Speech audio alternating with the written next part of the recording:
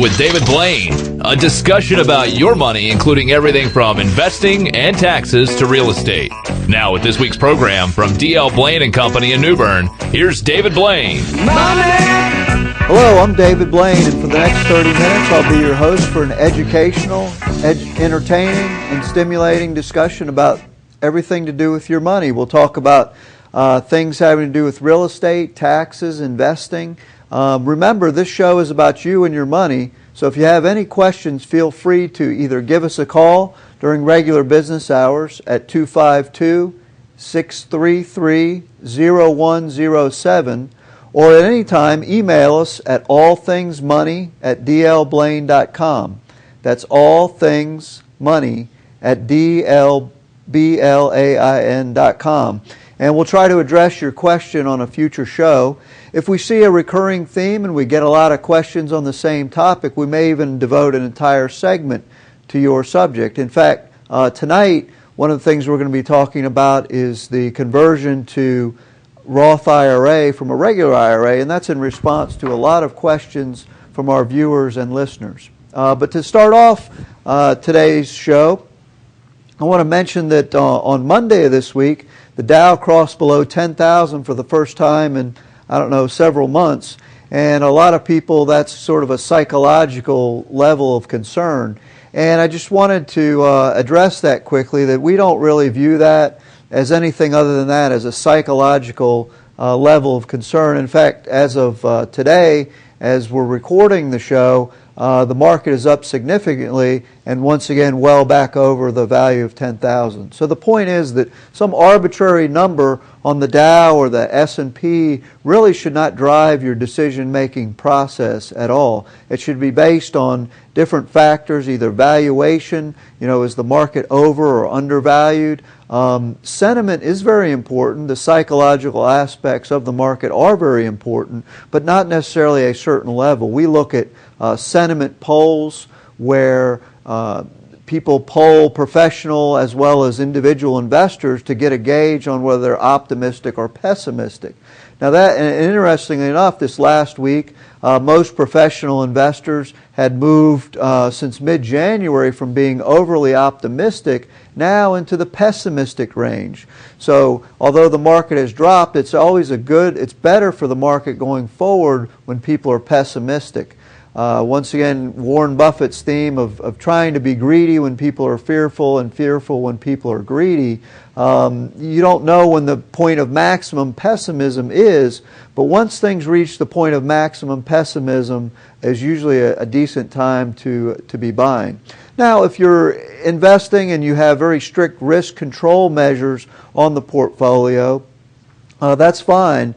And we do a lot of that for our clients, that as the value of their portfolio fluctuates, we may become more conservative or more aggressive as the markets turn around. But once again, it's a very disciplined, risk-controlled process, and it's not based on the emotion of some arbitrary level of the market. And so if you are going to reduce exposure or vary your exposure to the stock market over time, what we would encourage you to do is make sure you have some sort of a disciplined process, that you're not just estimating or guessing or watching CNBC and making emotional decisions. You've got to have some disciplined process to do it. So that's all we're going to talk about on the market tonight. I want to move into some things having to do with unemployment tonight. Last week it was reported by the Bureau of Labor and Statistics that the unemployment rate was at 9.7%. And we want to talk a little bit about what that means and about how that number may or may not be an appropriate statistic to look at. The 9.7% is what's called the U3 number. There are several ways to measure unemployment, and that is called the U3 number. It's the total unemployed persons as a percentage of the labor market. Some other things we look at, for example, the Employment Trends Index is published by the Conference Board, and it's a very comprehensive employment index of how things are going in the economy. And as of January 31st, it's an index that ranges from minus 20 to plus 20. And in 2009, March of 2009, it was way down in the minus 20 range. Well, as of January 31st, it was at minus 0.7, so almost back to even. And so, if graphically, if you could see it, it was almost like a very deep U, that it dropped way down in March and it's come all the way back almost to even. And so that's been a decent sign. Some of the other things we look at is polling of human resources managers. One of the biggest polls out there is one that's done by Rutgers University. In the manufacturing industries, we see about 11% of the HR professionals reporting increases in hiring, and that's on its way up, so that's a good sign. We see that recruiting difficulty, which had been very easy at the lows last year, is very easy to find people to work. That human resource managers are reporting that it's becoming slightly more difficult to find people. In the sector index, survey of human resources people in the sector service industry, we see the same type of trends. We see that the total employment, about 11.5% of human resource professionals in the service industry are expecting to hire new people. 23.5% of the human resource professionals are optimistic about the future in more hiring. So that's a good sign. Some of the negative parts of unemployment is when we look at some of the alternative measures of unemployment. For example, people unemployed 27 weeks or more, the number, the year-over-year change is 134%.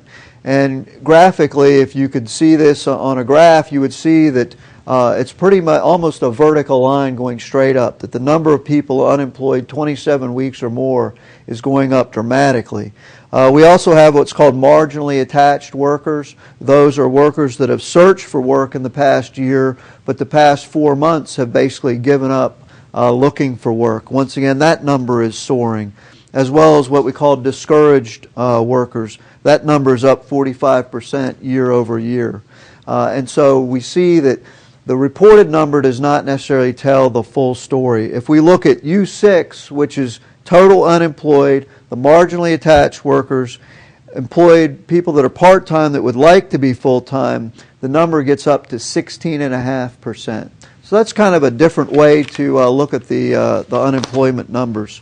Well, that takes us to our first break. When we get back, we'll talk a little bit about bonds as well as take some of your questions. For All Things Money, this is David Blaine. The email is allthingsmoney@dlblaine.com.